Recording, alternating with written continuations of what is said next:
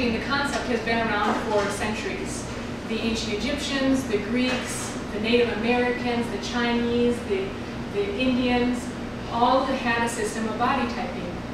And rather than, unlike modern medicine, which modern medicine tries to label and categorize things, these ancient systems were also doing a kind of categorizing, but what they were trying to do through body typing is just identify patterns.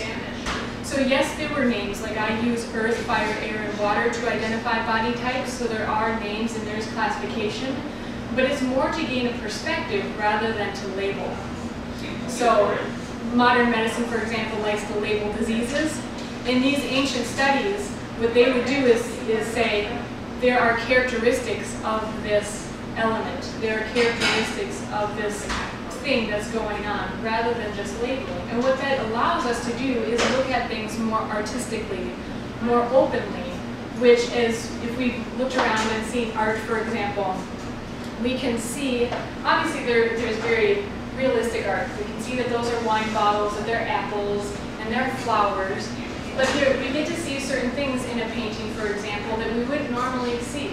An artist is one who brings out the things that we don't normally see, the colors, the shapes, the sentiments of something. And science, what we see, what we're used to living with today, is more about just labeling, about categorizing, right? So when I'm talking today, it may seem airy-fairy, it may seem, you know, all these fun kind of things, and that's what it's meant to be. I'm traditionally a little bit more logic-minded, but this whole study of body typing is just fascinating and has allowed me to come out of my logically oriented mind. And so I'm encouraging you to do this as well, because it's a lot of fun and you gain a lot of perspective. So it's like, have you ever had a situation in your life, and this is just to illustrate briefly how body typing can be used. Have you ever had a situation in life where you've gone to someone for counsel, and this person was a very wise type person, and they put the whole situation that had been troubling you into a perspective that you could all of a sudden understand? And it's usually because they related through a story, or they said, this is what I see, and they help you see the situation from a different vantage point. And that's what body typing is. Instead of looking in the mirror and going, okay, I'm having these symptoms, I feel like this, and this is who I am, you get to take a step, be a step removed, and look at yourself and your situation in a different light. So as I said, the concept of body typing has been used for eons, essentially, and I think the wisdom is coming back into our society more and more of how it can be used. You have done the assessments, correct? And you saw that there's a difference. There's the core assessment, and then there is the in-the-moment assessment, right?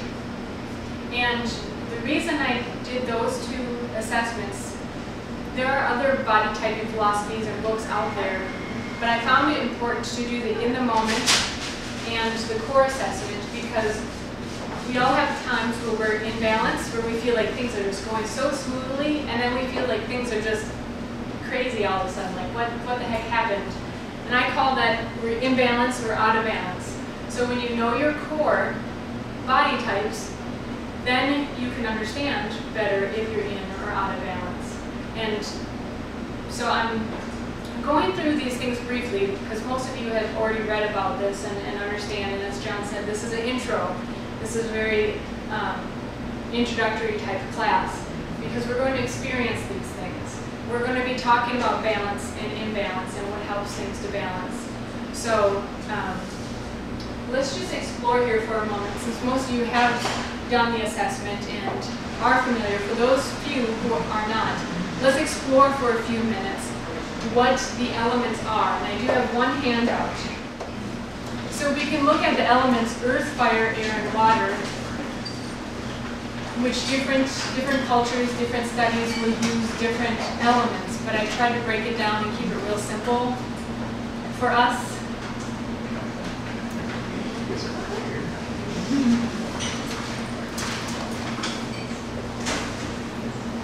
So So these elements, you can use this metaphorically to understand anything, essentially. You can use it to understand why you like a certain kind of music, why you're attracted to a certain kind of person, why you like a certain kind of car, why you get along with certain types of people, what kind of career is best suited for a person. So we use these as metaphors. So if we look at the elements, let's just expand a little bit before we get ready to taste test, just so we get a little bit more familiar with the elements. You're looking at the category earth. When you think of earth, any of you in here, are there other ideas that come to mind? And it may be personal to you. Remember, to me, this is an art, this is a philosophy, so there really aren't wrong answers. It can be very personal to you. So when we look at the category of earth, we have cool, moist, dense, damp, and earth tones as colors. And just as an example, the reason that I say that there is not necessarily a wrong answer is because the Greeks would say that earth is dry. But when you think of Greece, the earth is dry in Greece. So we relate what we think as far as what our surroundings and what our upbringing is. So if you have things to add to this list, I think of Mother Earth, for example, and the sentiments that come along with Mother Earth. There can be a sturdiness to Earth, a regularity. The Earth rotates on its axis and revolves around the sun very regularly. So as you see here, it's something that we can use metaphorically to expand and understand. Because we're going to be relating this to food in a little bit. So let's explore briefly the concept of balance and imbalance. If you think of Earth as very sturdy and steady, so it's going to naturally stay in balance pretty well. It's going to take a lot to make the Earth shift, right? So they're pretty steady and they're going to keep going, but what would happen? What happens, what have we seen recently when the Earth gets off kilter? It's pretty big, right? There are some pretty big reactions. The Earth is over 70% water, so you'll see a lot of reactions with water. So this is the whole idea of balance and imbalance. When the Earth gets off balance, it's really off balance. There's a chain of effects. Anyone else have something that they just can't wait to share about Earth? So how about fire? My wonderful husband who introduced me talked about he's the one, when he talks about health and wellness, is very direct. Have you ever seen a blazing fire, a forest fire? It just plows through the forest. It's just going to do what it's going to do. And it takes a lot to stop that. What do you do to balance out fire? How do you stop a fire? Usually water. We start with water. So the water element, as you see, is a balancing characteristic. It will help keep it in balance. If not, just put it out. If there's a forest fire, and I use extremes here because it's easier to contemplate when it's in extremes. So if you have a forest fire, sometimes they can't pour enough water, or they try to create a surrounding area. Sometimes they'll dig earth to create some kind of barricade. And so earth is also balancing to fire. So I think we can all think of some kind of fiery person in our life. And if we imagine that person, or maybe it's ourselves, we have a fiery time, or times or moments, or with certain people. And we can use this to better understand what's going on. It is usually two fire types that are going to have some fireworks going on, by the way. If you imagine fire with fire. So then we'll move on to air real briefly. So air is a little bit more elusive. We have to think a little more creatively as far as what are the characteristics. Again, this is where some philosophies vary a little bit. So it's going to be more personal as well. So I see it as cooling, drying, movement, not dense, air tones, which to me are more of a clear or a white or a light blue kind of tone. We can also think of air as more of as a season, for example, would be more of the fall time. Spring is more water, earth, for example, with all the water and the coolness and the dampness. A more versatile type person? Yes. definitely. An air type and a water type will be more flexible. If you think of, we don't see air, right? We only see it by its effects. So you will see what's going on in air by a flag, for example. So this type of person even is maybe not necessarily an out there kind of person. You know, that's more of a fire type. It's like, hello, here I am. You know, an air person is more of the artsy kind of person, and they may occasionally shift and all of a sudden wave the flag and say, here I am. It's interesting. It's very interesting stuff. I could go on forever, but I try to keep it, as an air type, try to keep it focused. Air, again, unless it's contained, it can go anywhere. So unless you contain me, I can go off on any subject. So also, air in the body can be seen as gas, for example, whether it's a belching kind of gas or more of a flatulence. That's a really common symptom for an air type of person. So that's also how we can understand our type and how we're reacting to foods and the environment and so forth, is each body type is going to have a different kind of symptom or reaction. A really common fire type reaction, for example, if they're out of balance, is heartburn, ulcering.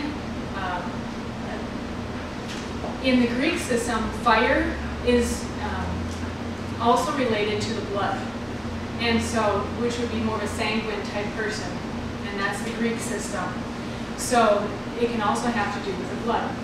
Yes? Could a person that was really air be a less faithful type of person? There we get into also balance and imbalance, because an air type will seek security. You think of air, and it kind of just it goes everywhere. It can be in water, it can be in, that's why I said that earth, it can be in the fire, it seeks. Naturally, if it's in balance, it will seek some kind of grounding, some kind of regularity. So that's an imbalance. But if an air or water type, in any kind of type, I mean, this could be, we can see it in so many ways, but when we look at it as people, it's kind of more tangible. But an air type of person who's out of balance may be non-committal, although they seek regularity. But if that other person is not stable to them, it's hard for an unstable entity to stick to a non-stable entity. Does that make sense? Great questions, because this is how we explore it. And today we're going to explore mostly through food, but as we go through these concepts, it's fun. So water. It's rare to find a person that's really predominantly water unless they have a lot of earth and water along with that earth. But as I mentioned in my book, we are all a combination of these types. To a certain degree, we'll have a primary type and a secondary type, and the other two just kind of float around a little bit and may change season to season. But a watery person is very flowy, or a watery element is very flowy. There's movement, ability to change state. You think of water can be in a solid, liquid, or gas, and you think of water tones as in colors. And so I think of these people as artists primarily, also actors. You know, a very good actor is going to be very malleable to their roles and what they can do. Water and air have very similar characteristics, so it can be challenging to decipher them. But if you just think more of what is water like, water is obviously is liquid. Is more definitive when it changes states. You know, there isn't so much in between. It's either a solid, liquid, or gas. And it's just very unique. I think when we get into the food, we'll actually be able to explore it even more, because there's so many tangents we can go on.